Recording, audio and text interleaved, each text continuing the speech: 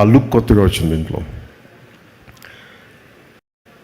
అలాగే నాకు ఈ పర్టికులర్ ఫిల్మ్ సక్సెస్ సెలబ్రేషన్ చేసుకున్నారు ఆఫ్టర్ అంటే ఈ జానీ పెట్టగా నేను చెప్పా అది ఆల్రెడీ ఫెయిల్ అయింది, దానికి మళ్ళీ ఒకవేళ తేడా పడితే మళ్ళీ నాకు తేడా, నా భవిష్యత్తులో మొత్తం మూసేస్తున్నా భయం ఉండేది నాకు.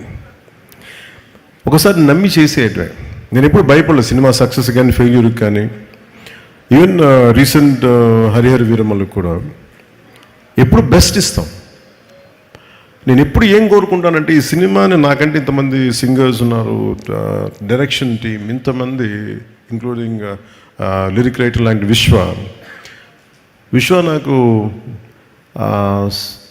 గోకులంలో సీత ఫంక్షన్కి అనుకుంటాను కూర్చోబెట్టి నాకు ఇతని అబ్బాయి ఇంగ్లీష్లో చాలా పాటలు పాడతాడు, నాకు మైకేల్ జాక్సన్ చాలా ఇష్టం, సో ఇలా బిల్లీ జీన్ పాట పాడతానంటే అతను కూర్చోబెట్టి పాడించాం ఆ రోజున. సో అలాంటి ఈ రోజున కూర్చోబెట్టే మంచి ఈ లిరిక్ రైటర్గా ఈ సినిమాకి ఇంత సక్సెస్ని అందించడం అంటే నాకు ఒక ఆ జర్నీ తాలూకు గ్రోత్ అర్థమవుతూ ఉంటుంది. అంటే ఎక్కడో ప్రారంభమై మనందరం చిన్నగా ప్రారంభమై ఒక 2 decades తర్వాత హౌ డు వి ఎక్స్పాండ్, ఆ గ్రోత్ నాకు చాలా ఆనందాన్ని ఇచ్చింది.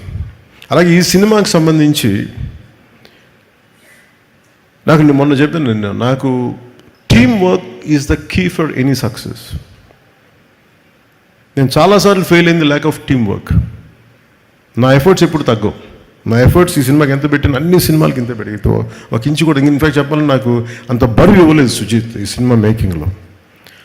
మిగతా సినిమాలు చేసినప్పుడు టన్నుల బరువు మీద వేసుకుని అంత పని చేసామండి. రిజల్ట్ అంటే మొత్తం ఒక టన్ను తవ్వితే పిసరంత రిజల్ట్ కనిపించేది. అలాంటి ఈ సినిమా సక్సెస్ సుజీత్ ఎక్కడో ఒక కాన్సెప్ట్ స్టార్ట్ చేసి, ఒక విజువల్ స్టార్ట్ చేసి, ఒక చిన్నపాటి విజువల్తో స్టార్ట్ చేసిన కథ ఎంతమంది చేరారు ఈరోజు మనందరికీ తెలుస్తుంది. స్టేజ్ మీదకి ఎంతమంది ఆర్ట్ డైరెక్షన్ డిపార్ట్మెంట్ నిద్ర